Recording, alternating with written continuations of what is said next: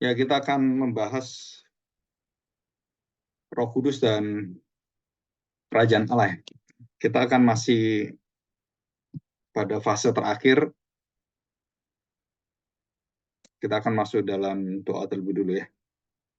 Mari kita berdoa, kita mohon pertolongan Tuhan ya. Bapa yang baik, kami bersyukur di hadapan-Mu hari ini. Tuhan tolong kami supaya kami bisa kembali menjalani satu pengetahuan yang kekal di dalam sukacita besar yang akan kami bahas, khususnya sukacita kerajaan-Mu. Bawalah hati kami untuk terus memiliki hati yang seperti Kristus, yang memiliki satu ketenangan, satu kenyamanan, satu damai, dan sukacita yang besar, serta hati yang penuh dengan keadilan. Ini yang akan membawa kami mendapatkan satu kekuatan baru dalam setiap langkah hidup kami. Tuhan pimpin kami supaya kami lebih mengenal akan pribadi Roh Kudus yang hari ini akan kami pelajari, dan Roh Kudus sendirilah yang bersama-sama dengan kami yang mengajar kami. Kami akan mendengarkan firman dan kami akan bersama-sama menyimak dan serta menikmatinya serta menaatinya. Pimpinlah hati kami dan berikan kami satu sukacita yang besar dari Roh Kudus dan dari surgawi yang berasal dari kekuatan, pengalaman, dan ketaatan dari Kristus yang membuat kami semuanya mendapatkan keselamatan kekal itu. Terima kasih Bapa, di dalam nama Tuhan Yesus kami serahkan doa kami. Amin. Oke, minggu yang lalu beberapa waktu kita belajar tentang joy dari arti samak ya. Joy dari kata samak. Sebentar, ini captionnya saya ulangi dulu.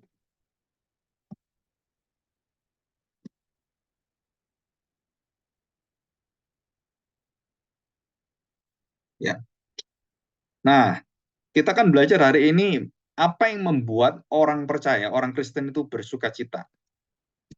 Jadi kita bersukacita biasanya kan kita mendapatkan berkat, mendapatkan satu ya kemenangan gitu kan, satu kesuksesan, satu rezeki. Nah, biasa kita bersukacita dan itu adalah sukacita yang ada, dan sukacita itu ada di sekeliling kita, dan orang-orang bukan Kristen itu bisa menikmatinya. Nah, kita juga mendapatkan sukacita seperti itu.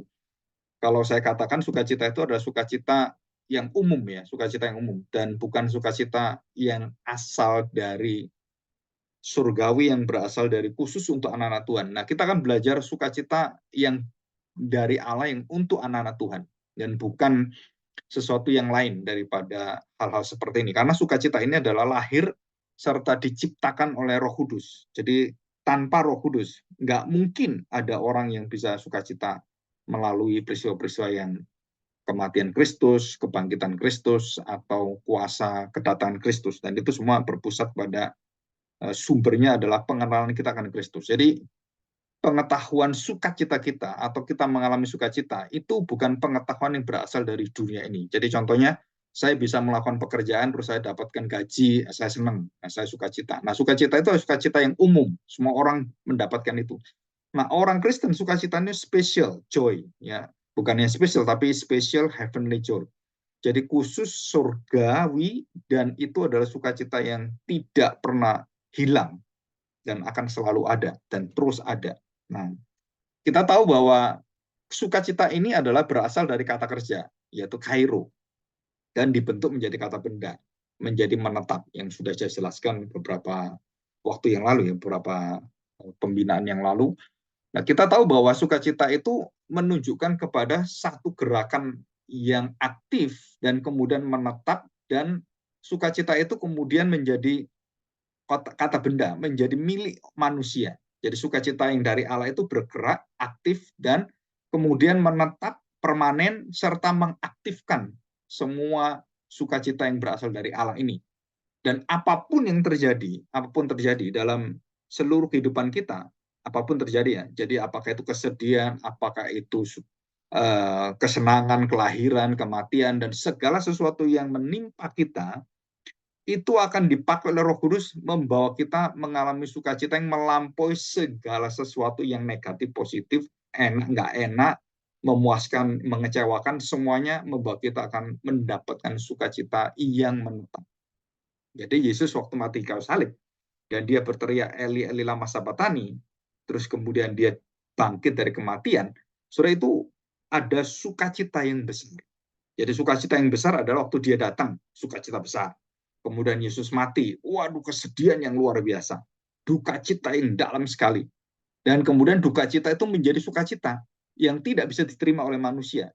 Jadi kebangkitan Tuhan Yesus setelah dari kematiannya, tidak ada satu orang yang bisa menerima itu dan bersukacita karena itu. Satu orang pun nggak ada. Dan tidak ada satu orang bersukacita. Semuanya pada ketakutan, terus pada ragu-ragu, dan kemudian mereka tidak percaya, menganggap Yesus itu setan, hantu, dan itu semua yang ada. Dan harus Yesus sendiri yang membawa sukacita yang aktif itu dari Allah, dari kebangkitan dia, itu menghidupkan orang-orang yang dia pilih, rasul-rasul dan semuanya orang percaya, dengan kekuatan apa? Dengan kekuatan Roh Kudus. Nah, di sini kita lihat bahwa pekerjaan Roh Kudus itu nanti menjadi pekerjaan yang sangat penting sekali. Kenapa penting sekali?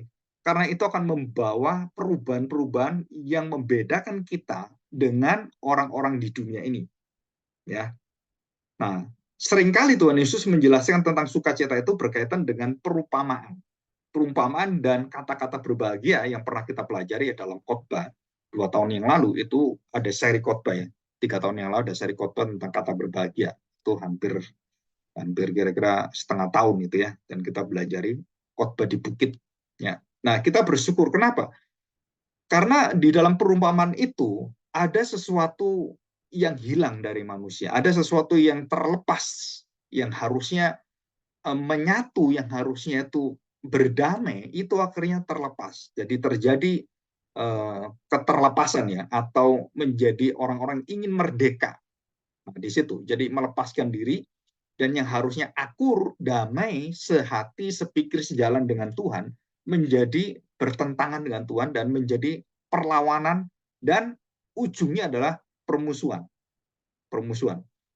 Nah, di situ kita melihat bahwa sukacita yang asali yang ada di dalam diri Adam dan Hawa itu langsung jatuh menjadi satu kesedihan, satu teriakan, satu, kalau kita ngomong itu, satu kesengsaraan yang besar itu yang dialami. Jadi waktu Adam dan Hawa jatuh dalam dosa dan mereka selalu takut dengan hadirat Tuhan yang harusnya diharapkan, yang harusnya mereka sukacita menantikan hadirat Tuhan, itu mereka menjadi takut sekali. Dan apa yang menyebabkan? Adalah dosa, ketidaktaatan, penyembahan berhala, dan lain-lain semuanya. Nah, di sini kita belajar, jadi kairo itu adalah sesuatu yang membuat kita kemudian mendapatkan, kalau dalam bahasa aslinya itu ada 3 hal. Yang pertama, arti kairo itu memberikan ruangan kelegaan. Jadi orang yang berdamai itu orang yang lapang hatinya, orang yang punya kesempatan luas bagi orang-orang untuk bertobat. Orang membawa seluruh hatinya itu selalu terbuka untuk kelemahan-kelemahan orang dan kesalahan orang. Jadi tidak ada jalan buntu, tidak ada, ya istilahnya kalau kita ngomong, tidak ada dalam hukum Kristus, kalau dia sudah memeteraikan hambanya, tidak ada kata tiada maaf bagimu. Saudara, kalau kita di dalam saudara seiman, saudara tidak bisa saudara mengatakan tiada maaf bagimu. Nggak ada, semua harus dimaafkan, semua harus diampuni, karena Tuhan yang mengampuni, Tuhan memeteraikan, dan kita menjadi umat yang saling memaafkan, mengampuni, dan menerima kelemahan-kelemahan kita, dan satu sama lain harus saling melengkapi, dan itu semua adalah kekuatan sukacita surgawi yang dijadikan tolok ukur dari seluruh persekutuan tubuh Kristus. Jadi ada ruangan dan tidak ada yang menutup diri. Selalu ada keterbukaan, selalu ada keluasan gitu. Nah, setelah itu yang pertama. Jadi tidak ada kebuntuan, selalu ada jalan baru dari Tuhan, selalu ada kehidupan baru, selalu ada penyelesaian yang baru, selalu ada jalan yang baru. Nah, itu. Yang kedua adalah, saudara, kita diberikan satu kuasa oleh Tuhan untuk apa? Untuk membuat atau kita diberdayakan, diberi kuasa Roh Kudus untuk bisa bagaimana menerima orang-orang yang sulit ini dalam hidup kita. Bagaimana kita harus belajar untuk menyangkali diri kita, merasa kita lebih tinggi, merasa lebih rohani, dan kita merasa lebih tahu dosanya orang daripada dosa kita. Nah, saudara, ini kita belajar apa? Saudara, kekuatan untuk melihat diri dalam seluruh gravitas, mengembangkan kuasa bagaimana kita hidup bisa menyukakan hati Bapa. Bagaimana caranya? Saudara, dengan menerima yang harus kita terima, hal-hal yang sulit kita terima, kasihlah musuhmu, berdoalah, berkatilah musuhmu. Saudara, itu hanya orang-orang yang memiliki Roh Kudus, yang dihidupkan oleh Roh Kudus, yang bisa melakukan itu. Dan itu akhirnya membawa kita apa? Kreativitas dan pengembangan kuasa akan Allah dan kemampuan Roh Kudus yang membawa kita menyukakan hati Allah. Itu akhirnya membuat kita menerima kuasa yang bisa menggarap talenta-talenta kita. Kreativitas itu akhirnya menghasilkan kreasi, menghasilkan aksi, menghasilkan karya bagi Allah. Nah, kuasa anugerah dari bakat talenta yang ada, setelah itu kemudian diberikan Tuhan pada kita. Kalau kamu bisa menerima orang kecil ini, kamu akan diberi kuasa Tuhan bagaimana mengatur orang besar. Kamu bisa menerima dan mengendalikan orang-orang yang sulit dalam pekerjaan bisnis dan semuanya, atau dalam pelayanan, kamu bisa menerima hati mereka. Dan semakin kamu bertalenta, kamu memiliki kekuatan yang luar biasa, kesabaran dari Tuhan ditambahkan, maka kamu bisa menanggung sabar terhadap 10 orang, sabar terhadap 20 orang, sabar terhadap 100 orang, sabar terhadap 1000 orang, sabar terhadap 2 juta orang seperti Musa. Saudara, itu kekuatan Roh Kudus. Dan itu akhirnya memberikan kita akhirnya bisa mengembangkan talenta-talenta. Talenta kita berbicara, karunia-karunia kita untuk menasehati, karunia untuk membawa orang dalam kebenaran, kemudian bawa orang kemudian bisa ditegur, bawa orang kemudian sadar. Nah, saudara, itu semua di situ. Jadi kairo dan masuk dalam kara itu, saudara, itu ada satu pekerjaan Allah yang kemudian mengerjakan dalam diri kita dan menetaplah sukacita itu dan terus berjalan terus-menerus. Jadi sukacita itu waktu permanen, dia bergerak terus menjalani seluruh hidup kita sesuai dengan kehendak Allah dan menyukakan, berkenan, dan diridhoi oleh Tuhan. Nah, istilah diridhoi ya, itu juga menjadi istilah yang sehari-hari dalam lingkungan kita orang-orang yang beragama Islam gitu kan. Nah, kita bisa mengenal itu. Nah, saudara, saya mencatat beberapa hal yang penting ya. Kita baca Lukas 15 ayat yang ke-7 dan ke-10. Nah, saudara perhatikan, perumpamaan domba yang hilang. Nah, saudara, ini sukacita ini adalah berkaitan dengan apa? Hilang, terpisah, dan tidak ditemukan, dan tidak bisa dirangkul kembali, dan sudah jauh, dan tidak mungkin orang itu kemudian bisa kita datangi. Dan itu ada sesuatu yang kalau kita katakan kehilangan. Ya, saya kehilangan hidup, saya kehilangan masa depan saya kehilangan ya sukacita saya. Nah, itu saudara. Jadi kehilangan itu artinya bahwa sukacitanya juga hilang. Nah, perhatikan saudara, saya tidak membaca semuanya. Kita membaca ayat yang ke-567. Lukas 15 ayat 567. Dan kalau ia telah menemukannya, nah kalau sudah menemukannya, ia meletakkannya di atas bahunya dengan gembira, dengan sukacita. Ayat 6. Dan setibanya di rumah, ia memanggil sahabat-sahabat dari tetangga-tetangganya, serta berkata kepada mereka, bersukacitalah bersama-sama dengan aku. Jadi orang ini mengundang ya, menemukan domba yang hilang itu. Dan kemudian mengundang tetangga-tetangganya serta berkata, bersukacitalah bersama-sama dengan aku, sebab dombaku yang hilang itu telah kutemukan. Jadi saudara perhatikan urutan ini ya.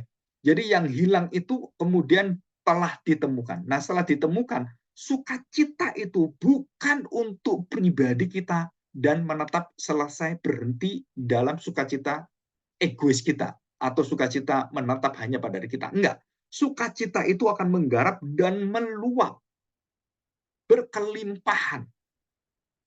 Nah, saudara, ini penting sekali. Sukacita itu tidak bisa berhenti dalam diri kita. Sukacita itu selalu meluap dan menggarap juga yang lainnya. Apapun yang kita kerjakan, saudara. Rezeki apapun yang kita terima, saudara harus meluapkan itu. Untuk apa? Untuk menolong orang-orang supaya mendapatkan sukacita Allah. Jadi menyalurkan, penyalur belas kasihan. Dan di situ tetangganya dipanggil, kemudian dia bersukacita. Kenapa? Karena dombanya sudah ditemukan. Jadi mempengaruhi lingkungan dan membawa lingkungan menikmati sukacita dari Allah. Sukacita karena dombanya itu yang hilang ditemukan kembali. Nah, ini adalah satu prinsipnya. Jadi sukacita itu tidak selalu berhenti pada diri kita. Dan itu harus mengalir kepada keluarga kita, kepada teman kita, kepada tetangga-tetangga kita, sesama kita. Dan yang ayat 7, aku berkata kepadamu, demikian juga ada sukacita di mana? Di surga, itu sumber sukacitanya. Itu Bapak surgawi. Itu Allah sendiri. Dan waktu saya menerima sukacita, karena yang terhilang itu kembali, dan kemudian kita menemukannya, sukacita itu menetap pada kita. Ya. Dan kemudian sukacita itu terus kita memanggil orang, kita bersukacita, kita membawa sukacita itu, kemudian meluas sukacita itu, dan banyak ruangan untuk sukacita. Dan tidak boleh sukacita itu dihentikan oleh pikiran-pikiran kita. Dan semuanya meluas. Akhirnya memanggil tetangganya. Dan apa yang terjadi? Saudara, itu sukacita itu akhirnya membentuk satu komunitas, persekutuan orang Kristen. Jadi persekutuan orang Kristen adalah persekutuan orang-orang yang telah ditemukan oleh Tuhan, yang sudah mendapatkan keadilan, yang sudah berdamai dengan Tuhan. Dan di situ sukacita itu kemudian menjadi satu kekuatan dan satu ciri khas lingkungan, komunitas, atau kelompok, atau kita ngomong persekutuan orang-orang percaya, orang Kristen. Nah, saudara, itu kekuatan di sana. Jadi persekutuan orang Kristen itu persekutuan Roh Kudus berkuasa, dan kemudian membawa sukacita itu akan muncul terus-menerus. Jadi kalau kita mendengarkan kesaksian, ya, kesaksian di gereja, wah, saya puji Tuhan sehari ini dari saya sakit, kemudian saya disembuhkan oleh Tuhan. Saudara, itu sukacita bukan hanya orang Kristen. Orang yang bukan Kristen pun sama. Wah, saya mendapatkan satu pekerjaan yang baru. Wah, saya bersukacita. Tuhan memberikan saya berkat. Saudara, sama dengan orang-orang yang tidak mendapatkan pekerjaan atau yang mencari pekerjaan dapat. Sama sukacitanya. Nah, bedanya apa dengan sukacita yang kita pelajari? Saudara, ini adalah sukacita karena orang yang terhilang, yang sudah terlepas dari Allah, kembali dipanggil Allah dan kembali mendapatkan satu pertobatan, dan mereka kemudian menerima, dan kemudian mereka mendapatkan anugerah keselamatan. Nah, itu adalah sukacita yang paling dicintai dan kita cari. Jadi kalau saya dapat berkat, saya penyakit saya sembuh, saudara, itu sukacita yang umum. Tapi sukacita yang sejati, yang betul-betul lahir dari Roh Kudus, adalah sukacita karena orang yang terhilang, yang dulu melawan Tuhan, dulu itu menghina Tuhan, dan dia kemudian menjadi orang-orang yang menerima Kristus. Wah, saudara, itu sukacitanya luar biasa. Jadi contohnya, saya punya adik gitu kan. Adik saya belum bertobat, dan kemudian saya doakan. Dulu lama nggak mau, akhirnya nggak mau kemana-mana, akhirnya iya nggak karo-karo hidupnya, mungkin bisa dalam hidup yang hancur gitu kan, kemudian berfoya-foya, kekawin salah, jadi pecandu narkoba, pecandu pejudi gitu ya, jadi macam-macam gitu ya, dan hancur hidupnya. Mungkin juga bisa ya kawin salah, atau kalau orang Jawa pengangguran gitu. Nah, jadi hamil gitu. Nah, saudara, itu terhilang dia. Tapi waktu dia kembali dengan segala dosa yang berat itu, dia kembali, saudara, kita tidak boleh menghakimi orang-orang yang balik kepada Tuhan. Kita tidak boleh menuduh orang-orang dan menghina orang ini, dan kemudian merendahkan orang ini karena latar belakang hidupnya. Saudara, kita berdosa besar. Kenapa? Karena kita marah dan kita nggak mau terima seperti anak sulung itu. Saudara, kita berdosa besar. Kita harus menerima itu. Nah, itu yang membuat kita memiliki Roh Kudus nggak dalam hati kita. Pada waktu dia kembali, saudara, pikiran kita apa? Menuduh orang itu, menyalahkan orang itu. Kenapa kamu kembali? Pulang aja kamu kurang ajar gitu kan. Tapi dia betul-betul bertobat dan Tuhan bukakan hatinya. Nah, seringkali gereja itu menutup pintu bagi orang-orang yang harusnya kita menerima dengan sukacita, tapi kita maunya orang-orang yang tanda petik yang sehat-sehat, yang baik-baik, yang kemudian orang-orang yang merasa dirinya tuh orang yang bagus gitu kan, yang masuk gereja kita sambut. Padahal gereja itu pintu gereja paling awal, keadilan kebenaran gereja paling awal. Akulah pintu, akulah jalan. Itu apa, saudara? Orang-orang yang berdosa ini loh. Pemungut-pemungut cukai itu loh. Penjahat-penjahat, pezina-pezina itu datang ke gereja karena dipanggil Allah. Itu sukacitanya luar biasa.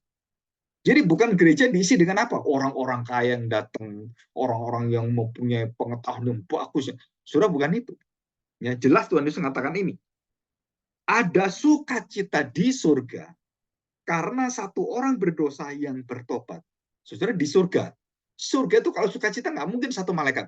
Jadi begitu kita ada yang bertobat, saudara kita, atau dulu kita bertobat, atau orang tua kita, anak kita, atau tetangga kita, atau teman kita, atau orang bisnis bersama kita bertobat, saudara, itu surga itu bersuka cita.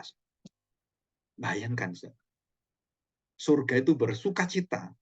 Satu-satunya yang membuat surga itu bersuka cita itu adalah karena pekerjaan Yesus yang memberikan menebus dosa manusia, dan kemudian Roh Kudus membawa orang ini datang pada Kristus, dan roh inilah, roh sukacita inilah yang membawa seluruh surga itu bersuka cita. Bukan karena orang ini, bukan karena jasanya orang ini, karena dia mau bertobat, bukan. Karena Roh Kudus, pekerjaan Allah, sehingga malaikat-malaikat itu bersuka cita. Kenapa? Karena Roh Kudus bekerja, membukakan hati orang, membawa orang pada Kristus, dan mengubahkan hidupnya. Itu malaikat-malaikat itu bersyukur, bersuka cita. Kenapa? Karena Roh Kudus dan karya anak Allah. Termasuk di situ ada karena Bapa yang memanggil mereka. Jadi itu sukacita yang menyeluruh. Ya. Itu yang pertama yang dikatakan di sini, lebih daripada sukacita karena 99 orang benar yang tidak memerlukan pertobatan. Setelah ini perbandingan ya. Jadi orang yang benar kita bersuka cita, kita bersama sudah bersuka cita. Tapi ada orang yang keluar satu orang, dan kemudian Tuhan cari, Tuhan temukan, dan Tuhan tarik kembali. Saudara, sukacita orang yang tersesat ini, yang terhilang, dan waktu kita temukan, itu melebihi daripada sukacita yang ada bersama dengan kita. Saudara, perhatikan ini. Karena yang ada itu, yang sudah ada itu, yang sudah 99 domba atau orang yang percaya itu yang sudah ada, saudara, itu sudah mendapatkan jaminan. Sedangkan yang tidak mendapat jaminan dan dibawa oleh Allah masuk ke dalam diri kita, saudara, itu sukacitanya melebihi daripada yang kita miliki 99 itu. Saudara ngerti perasaannya gitu ya. Saudara begini, ya kalau saya punya uangnya, atau zaman dulu tuh dirham, ya. Saudara perhatikan, 10, ya, anggaplah ini 10 koin emas. Satu hilang ya. Saudara-saudara nggak akan khawatir dengan 9. Karena itu sudah milik kita. Karena itu sudah bersama dengan kita. Itu anak sulung. Ilustrasi anak sulung. Anak sulung itu di dalam seluruh kondisi bersama-sama dengan bapaknya. Dan yang satu hilang ini, saudara, itu terlepas. Jadi Tuhan mencari orang yang berdosa, orang yang sakit, orang yang perlu tabib gitu kan, perlu dokter, orang-orang penjahat yang seperti itu, orang-orang yang pemungut cukai itu, saudara, itu dicari oleh Tuhan. Jadi yang di sini itu sudah bersama-sama dengan Tuhan, dan bersukacita yang sudah mendapatkan hidup yang kekal. Yang ini belum. Nah, perasaan kita adalah bagaimana yang belum itu kemudian bertobat. Saudara, seharusnya 99 ini bersukacita karena saudaranya yang satu hilang itu datang. Dan kenapa lebih besar? Karena sukacita satu orang hilang ini bukan hanya satu yang bersukacita, dia saja bersukacita. 99 bersukacita, seluruh penghuni surga bersukacita, Allah bersukacita. Jadi sukacitanya itu besar sekali. Nah, itu artinya di situ. Jadi bukan nilainya orang itu lebih berharga daripada 99, bukan, saudara. Tapi kegembiraannya waktu dia balik itu, sambutan sukacitanya. Karena kalau kamu yang bertobat, saya yang bersukacita. Oh ya, puji Tuhan, saya bersukacita. Tapi waktu saya dari berdosa bertobat, saudara, yang bersukacita siapa? Saudara, malaikat-malaikat, orang-orang yang sudah percaya ini dan melihat kita bersukacita. Jadi kita melihat ada kekuatan yang luar biasa. Ini adalah pintu awal gereja itu membuka dan ditutup oleh Tuhan. Nah, kalau gereja tidak mau menerima orang seperti ini, gereja akan tutup untuk seluruh karya Allah. Jadi, saudara, kenapa Tuhan mengutus murid-muridnya 12 murid? Mengapa Tuhan mengutus 70 murid? Mengapa Tuhan mengutus 120, kemudian 4.000 orang, dan sampai kemudian jutaan, sampai sekarang nggak tahu berapa ratus juta. Nah, saudara, apa yang terhilang dari kita? Kita lupa kita membawa orang-orang itu untuk datang kepada Tuhan. Dan kenapa sukacita di surga akhirnya berganti? Berganti kenapa? Dengan ibadah kita, kita sukacita dengan lagu-lagu kita sukacita. Saudara, itu sukacita yang sudah di dalam. Tapi ada sukacita yang jauh lebih besar waktu kita menemukan jiwa-jiwa yang belum menerima Kristus. Nah, ini adalah satu panggilan misi.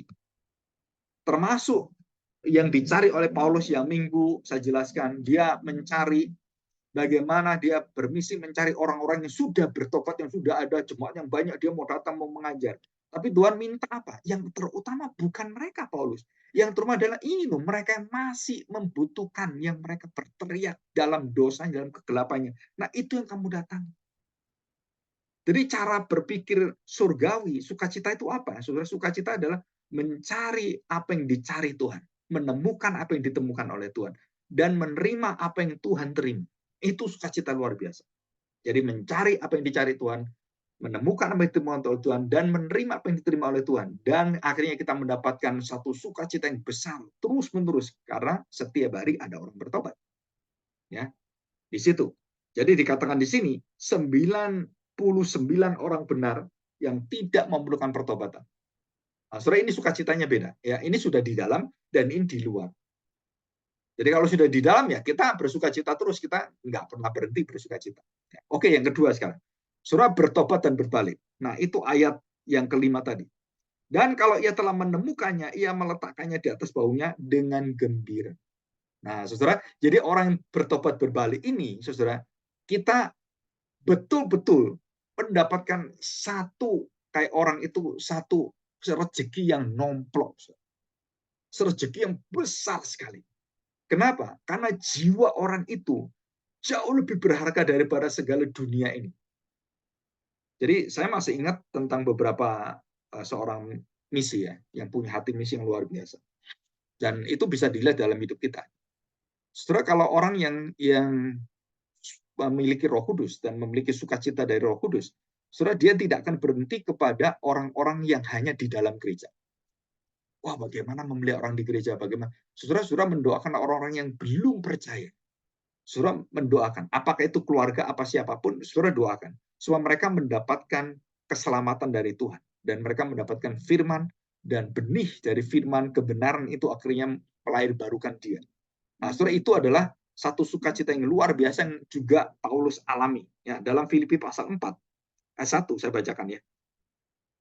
Demikian Paulus mengatakan, karena itu saudara-saudara yang kukasih dan yang kurindukan, sukacitaku dan mahkotaku berdirilah juga dengan teguh dalam Tuhan, hai saudara-saudaraku yang kekasih. Jadi dikatakan oleh Paulus, saudara-saudara yang kukasih, yang kurindukan, sukacitaku dan mahkotaku berdirilah juga dengan teguh dalam Tuhan. Nah, saudara, apa itu? Orang-orang sudah bertobat dan tetap setia bersama-sama di dalam seluruh imannya, saudara, itu sukacita yang terus mengalir dan bersukacita. Paulus mengatakan apa? Bukan hanya kamu bertobat datang kepada Tuhan, tapi kamu di dalam Tuhan, dalam pertobatanmu, kamu terus mengalami kehidupan dalam sukacita yang mengalir terus-menerus. Ya. Dan kemudian bagaimana ini bisa dipelihara sukacita ini? Saudara, jawabannya adalah Yohanes 15, coba kita lihat ya, Yohanes 15 tadi, ayat yang ke-11 ya, dikatakan di sini. Semuanya itu kukatakan kepadamu supaya sukacitaku ada di dalam kamu dan sukacitamu menjadi penuh. Bagaimana bisa menjadi penuh? Nah, 17 ayat yang ke-13. Surah ini jawabannya. Tetapi sekarang aku datang kepadamu dan aku mengatakan semuanya ini sementara aku masih ada dalam dunia, supaya penuhlah sukacitaku di dalam diri mereka. Nah, surah ayat yang ke-14. Aku telah memberikan firman-Mu kepada mereka, dan dunia membenci mereka, karena mereka bukan dari dunia, sama seperti aku bukan dari dunia. Aku tidak meminta supaya engkau mengambil mereka dari dunia, tetapi supaya engkau melindungi mereka dari yang jahat. Nah, saudara perhatikan. Aku memberikan firman-Mu. Jadi pengenalan akan firman Tuhan. Ayat 16 juga sama. Orang-orang dibawa dalam kebenaran oleh Roh Kudus. Jadi sukacita itu akan terus mengalir. Kenapa? Waktu saya bertobat masuk ke dalam pintu keadilan Tuhan, terus kebenaran Tuhan, bagaimana Tuhan memberikan seluruh karyanya, dan saya masuk dan saya menerima satu hidup damai dengan Tuhan. Tidak terlepas, tidak terbuang, tidak kemudian terhilang. Saya ditemukan, saya diikat oleh Tuhan. Saya mendapatkan damai bersama dengan Tuhan. Dan kemudian sukacita itu muncul terus-menerus. Kenapa? karena saya mengalami persekutuan dengan orang-orang yang sudah mendapatkan keadilan, kebenaran, damai, dan sukacita bersama. Dan bagaimana saya terus bisa bersukacita dalam pengenalan akan Tuhan? Saudara diminta oleh Tuhan untuk apa? Untuk mengenal firman-Mu, firman yang menjadi manusia, mengenal Kristus. Dan itu sukacita yang akan kita terima. Ya. Terus kemudian bagaimana saya bisa terus mendapatkan kekuatan dalam hidup saya supaya saya tidak gampang loyo, tidak gampang putus asa. Saudara, itu adalah doa. Dan yang keempat ini, doa, kemudian ada pasangannya. Apa doa? Bukannya doa untuk, nah, kalau orang doa itu kan tangan gini kan. Nah, saudara perhatikan, doa itu banyak orang ajar, tangan itu begini. Oh, kalau kita doa itu tangannya harus seluas-luasnya. Seperti orang-orang itu yang beragama itu. Kalau orang Kristen doa itu kan lipat tangan, nggak dapat rezeki, kata. Nah, saudara perhatikan ya. Oh, lipat tangan gitu. Gimana rezekinya? Kamu kan dikasih ya, harus diterima gini kalau bisa itu sebesar-besarnya supaya wah berkatnya masuk. Saudara itu ngawur juga itu. Ya. Jadi ya ekspresi kemudian gesture kita tangan dibuka saudara itu bukan sesuatu yang literal harus diterima seperti itu maknanya, bukan, itu sesuatu yang ya ekspresi aja. Tetapi kalau kita lihat doa itu, orang Kristen kan doa itu harus dilipat tangan, berdoa tutup mata, saudara. Kemudian setelah doa apa, saudara? Saudara harus ada kuasa, yaitu bagaimana Allah itu menyukakan kita. Dan di dalam doa itu kita sudah dijamin, kita sudah diterima, kita sudah diberikan jaminannya, diberikan berkat-berkatnya, diberi janji-janjinya, dan masa depan kita sudah dijamin oleh Tuhan. Terus apa yang kita lakukan supaya kita memelihara sukacita itu? Saudara, dengan memberi persembahan, dengan memberikan hidup kita. Bukan cuma persembahan-persembahan uang, bukan. Nah, sekali lagi, ini bukan soal materi. Sukacita Roh Kudus itu betul-betul surgawi, semua berkaitan dengan karakter Allah. Jadi memberi, kita lihat 2 Korintus pasal 8, ya, kita lihat 2 Korintus pasal 8 ayat yang kedua. Selagi dicobai dengan berat dalam berbagai penderitaan, sukacita mereka meluap meskipun mereka sangat miskin, namun mereka kaya dalam pemberian dan kemurahan. Wah, hebat sekali, saudara. Ya, ini sudah kita bahas hari Minggu. Kenapa jemaat yang miskin itu lebih meluap dan lebih bermurah hati? Kenapa jemaat yang kaya bisa menjadi kikir, tidak mau memberikan itu? Kenapa orang-orang yang tulus hati gitu? Nah, saudara, saya pernah menguji, ya, mengecek ini di beberapa tempat di gereja. Dan ini di gereja besar. Di Surabaya pernah, di Jakarta juga pernah, dan di Bandung ada sekitar 3 gereja. Saya pernah pelayanan di gereja itu semua, gereja-gereja besar. Setelah waktu mereka memberikan persembahan dan persembahan kepada Tuhan, ya, apalagi misi, yang sangat mengejutkan adalah ikut serta, jemaat yang ikut serta, dan kemudian dinilai dari berapa uangnya dan berapa jumlahnya, saudara akan terkejut. Kenapa terkejut? Cara Tuhan itu ajaib. Jadi banyak orang tergerak oleh misi, tapi mereka banyak orang-orang miskin. Orang-orang nggak punya, orang-orang punya hati tapi nggak punya uang. Dan mereka kumpulkan itu, mereka cuma dapat paling 2 juta, paling banyak 2 juta. Ada yang cuma 500.000. Dan mereka itu berikan pada Tuhan. Dan itu bagian yang sulit dalam hidupnya, dalam kekurangannya. Mereka memberikan itu dan kemudian dicatati, ya. Namanya ini ada nomor kodenya anggota jemaat ini semuanya. Saudara, kita pernah survei, pernah teliti. Dan jemaat-jemaat yang memberikan yang kecil-kecil itu yang ada sekitar hampir, ya, jemaat itu ada sekitar 12.000, ya. Jadi yang aktif itu yang memberikan misi itu kira-kira cuma 4.000 orang. Yang 4.000 orang itu diteliti lagi, saudara. Itu yang persembahan besar-besar itu tidak lebih dari 20 orang. Yang persembahannya itu ratusan juta, 10 juta ke atas. Itu ada. Ya, kira-kira 20 orang. Terus, saudara, hampir 2.000 atau 3.000 yang lain, saudara, itu adalah orang-orang yang punya hati, tetapi dia memberikan uangnya nggak besar. Nah, saudara perhatikan. Jadi orang-orang yang kaya, yang punya hati misi, itu sedikit. Nggak sampai beberapa orang. Apalagi yang sampai ratusan juta, sampai miliaran. Itu cuma 1-2 orang. Tetapi orang yang punya hati misi yang jemaat biasa, itu ribuan orang. Nah, ini cara kita melihat bagaimana sukacita Allah. Allah sukacita kita lihatnya apa? Ada orang yang kasih uang 1 miliar, 10 miliar, kita sukacita. Saudara, salah. Kenapa salah? Karena yang memberi paling banyak kepada Tuhan itu adalah orang yang nggak mampu di dalam gereja memberikan dengan hasil yang tidak pernah terlihat oleh orang-orang yang matanya hijau semua. Nah, sukacitanya beda. Saya waktu melihat itu semuanya, saya bersyukur. Kenapa? Saya bersukacita. Karena orang kaya memberikan dari kekayaan, nggak pernah jadi miskin. Tapi orang miskin memberikan dari segala kekurangannya. Itu resiko hidup dan mati. Saudara tahu, ya waktu Tuhan Yesus memberikan ilustrasi contoh janda miskin. Saudara, jadi pemberian itu bukan karena kita miskin, bukan karena kita kaya. Tapi ada kuasa roh Tuhan yang menyukakan kita, dan kemudian kita memberikan dengan ketulusan kerelaan. Dan saudara, betul-betul kita memberikan dengan saudara tanpa beban apapun dan dengan sukacita. Nah, itu dari Roh Kudus. Ya, itu dari Roh Kudus. Saudara, itu nggak bisa dibuat oleh manusia dan tidak pernah ada di dalam agama lain.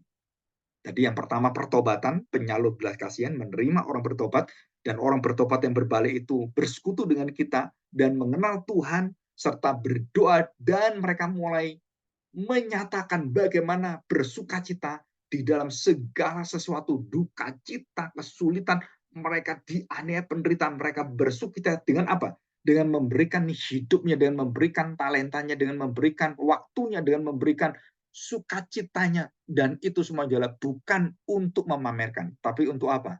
Dia tahu dalam kerendahan hati. Nah, saudara, ini luar biasa. Dan ini pekerjaan Roh Kudus. Jadi kalau saya ke gereja, saudara, kalau kita ke gereja, saudara harus mengukur bukan karena ya mata kita ini.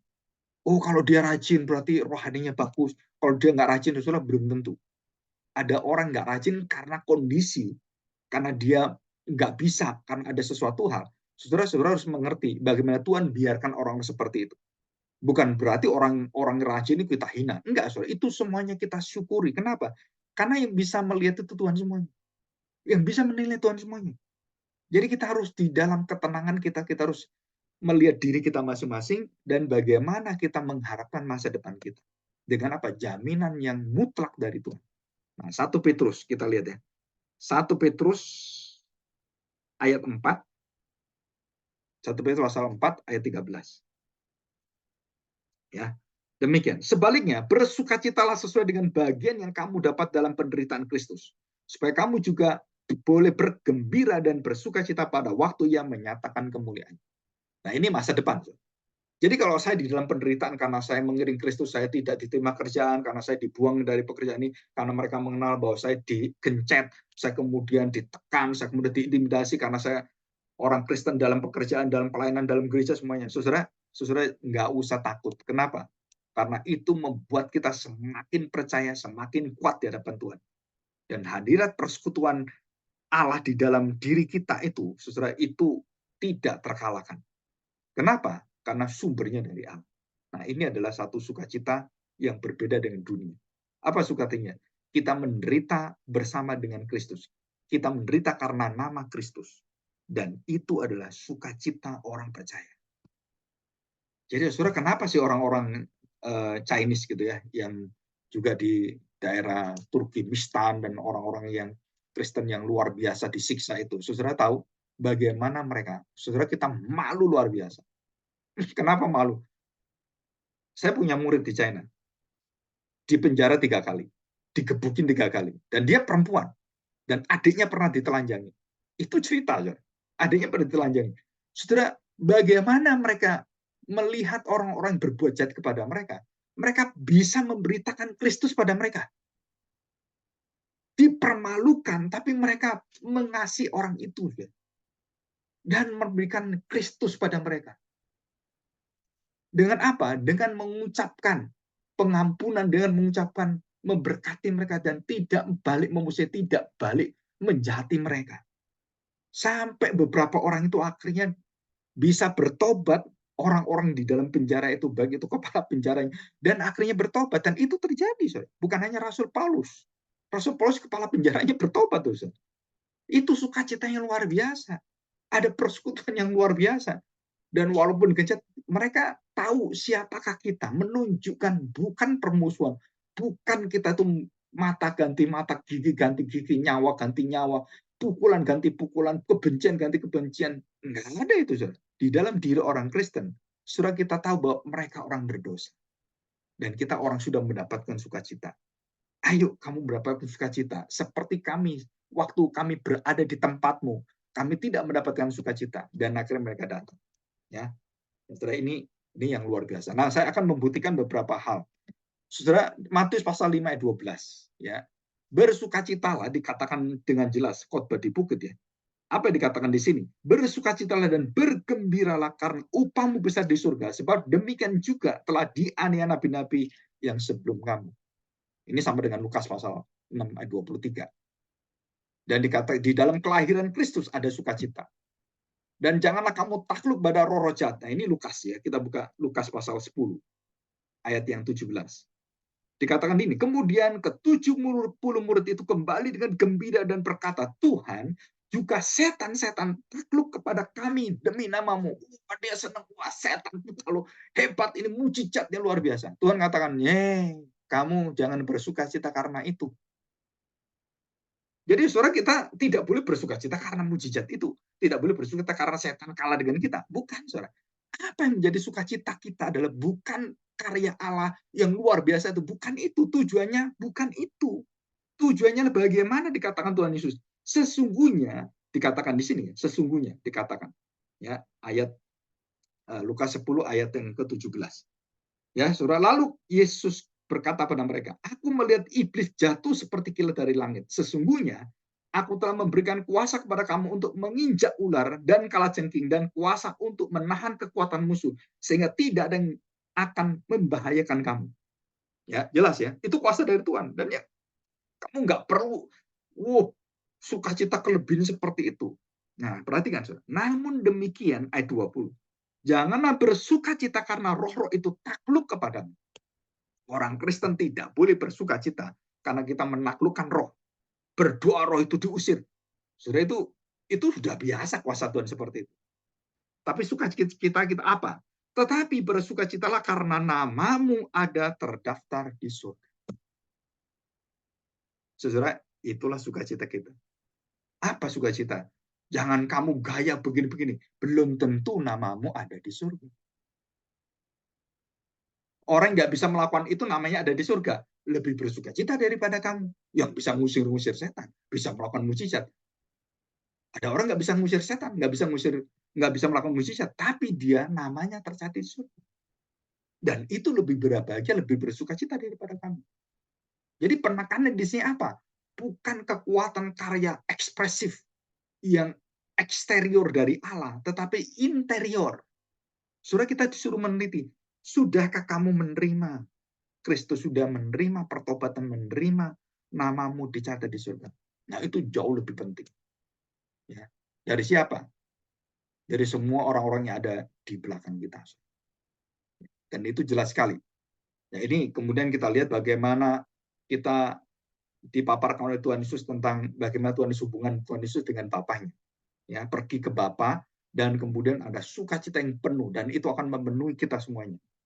Terus kemudian Yohanes 15, 11, 22, kasih kemurahan Allah, kepenuhan, dan itu adalah merupakan sukacita yang besar. Dan itu semua rahasia kepenuhan kasih Kristus, kasih Allah, itu yang membuka adalah Yohanes. Rasul Yohanes adalah rasul kasih. Bukan hanya kasih, rasul yang kasih dipenuhi Roh Kudus. Jadi kasih yang kepenuhan Kristus, kepenuhan Allah, itu ditulis oleh Yohanes. Dan ini luar biasa. Ya. Oke, kita lanjutkan sekarang. Saudara, saya memberikan ilustrasi ya hari ini sebagai penutup. Ya, apa ilustrasinya sebagai penutup? Saudara, ada mobil yang baru. Ya, kita diberi mobil yang baru. Nah, kita diberi hidup yang baru gitulah. Ya. Mobil yang baru itu semuanya itu ada semuanya. Dan saudara masuk di dalam mobil itu dan saudara melihat dari depan. Waduh, kacanya, itu warnanya bagus sekali, kemudian bentuknya, terus masuk ke dalam, waduh, baklitnya, kulitnya, tempat duduknya, wah, bagus, baunya, waduh, enak sekali. Dan waktu di dalam ada AC-nya, AC-nya itu besar sekali, AC yang luar biasa. Dan di situ ada LCD-nya dan bermacam-macam, dan ada jaminan, dan semua jaminan keselamatan dari mobil itu semuanya ada. Nah, setelah banyak orang Kristen yang masuk ke mobil itu dan menikmati semua fasilitas, tapi tidak memiliki hidup Roh Kudus. Kenapa? Karena dia tidak memiliki kunci. Untuk apa? Untuk menyalakan seluruh kenikmatan surgawi itu. Jadi dia hanya duduk, hanya melihat semuanya, dan dia merasa berada di dalam mobil yang betul-betul luar biasa itu. Tetapi dia nggak pernah menyalakan, nggak pernah berjalan, nggak pernah melihat seluruh kenikmatan perjalanan bersama dengan Roh Kudus. Nah, saudara, jadi kalau tidak ada kunci mobil itu dan di-setel dan berjalan dan kemudian AC menyala dan semua kenikmatan, semua fasilitas kemudian berjalan, saudara, kita nggak pernah tahu. Kita hanya menjadi orang yang hanya duduk dan kemudian menikmati seperti penonton, kemudian kita keluar. Seperti orang yang cuma mencoba mobil, kemudian keluar. Tapi bukan memiliki mobil. Bukan memiliki semuanya. Dan kita merasakan bahwa, wah, betul ya, berarti seperti ini ya. Jadi kalau tidak ada kekuatan kuasa dari Roh Kudus, saudara, seluruh kehidupan kita itu kita merasakan, ya kenapa ya seperti ini saja? Kok saya tidak merasakan apa-apa ya? Saya ini menjadi orang Kristen. Kok sama aja ya? Nah, saudara, berarti saudara sedang kehilangan tanda petik. Kehilangan apa? Kunci dan pengurapan dari Roh Kudus. Kenapa? Karena kok nggak ada kekuatan sukacita di dalam hidup saya. Saudara, orang yang Kristen sejati itu orang Kristen sejati itu tidak pernah tidak bersukacita di dalam Tuhan. Walaupun kita sedih, walaupun kita duka cita, walaupun dalam kondisi apapun, saudara, selalu ada waktu di mana kita kemudian diberi satu pengingatan, satu pengetahuan, pencelikan, dan kemudian kita bersukacita lagi. Dan selalu seperti itu. Kita jauh ditarik lagi oleh Tuhan. Jauh lagi ditarik oleh Tuhan. Kemudian kita dekat, dan kemudian kita mulai memikirkan, kemudian kita memelihara semuanya. Dan apa yang terjadi, saudara? Kalau semuanya itu tidak dinyalakan oleh Tuhan, tidak di-on-kan, off semuanya, sudah kita merasakan kepalsuan. Wah, buat apa mobil seperti ini? Nggak bisa jalan. Ya, sebaik-baiknya mobil nggak bisa jalan, buat apa? Nah, seperti itu. Jadi, sama dengan kita masuk ke rumah, gitu kan. Ini ilustrasi kedua. Rumahnya begitu baik, mewah semuanya. Gitu. Terus kemudian malam hari, water heater-nya mati, AC-nya mati, terus kemudian LPG-nya mati, semuanya nggak bisa. Dan kita cuma melihatkan, ini semua ini milik kita ini. Tapi nggak nyala semuanya. Tenaga energinya nggak ada. Ya udah, kita menjadi orang Kristen tanpa energi Roh Kudus, ya seperti itu. Kita rasanya memiliki, tapi kok nggak ada dampaknya dari hidup saya. Itu artinya bahwa saudara sedang ketiduran dalam roh. Bahasa Inggrisnya itu asleep in Holy Spirit. Jadi kita tertidur dalam hidup dalam kerohanian kita. Jadi bagaimana saya bisa ini? Saudara-saudara meminta berdoa tadi, ya, berdoa supaya kita mendapatkan satu kekuatan kembali dan kita percaya pada firman Tuhan, kita kembali disegarkan dan kita kemudian nyala lagi. Nah, seperti itu. Dan baru kita bisa menikmati semuanya. Oh ya, dulu saya tahu ini ya, ini bisa dibuat ini, oh ini bisa begini. Setiap kejadian di hidup kita itu sukacita dari Tuhan. Apapun, kita dibenci orang, kita dicaci orang, saya tabrakan beberapa kali, kemudian tulang saya patah, muka saya hancur gitu kan, tulang-tulangnya. Saudara, itu semua sukacita. Kenapa? Tuhan mengizinkan itu supaya kita menerima sukacita Roh Kudus, sukacita Kristus yang tidak bisa dicegah dan dihalangi oleh malapetaka, musibah, kecelakaan dan semua. Dan inilah janji Tuhan. Ya, hari Sabtu saya akan membahas tentang beberapa pekerjaan Roh Kudus dan peranan dalam kerajaan Roh Kudus, ya, kerajaan Kristus, kerajaan Roh gitu kan. Nah, kita bersama-sama kita bersukacita. Saudara, saya harapkan kita semuanya bisa menerima sukacita yang sungguh-sungguh.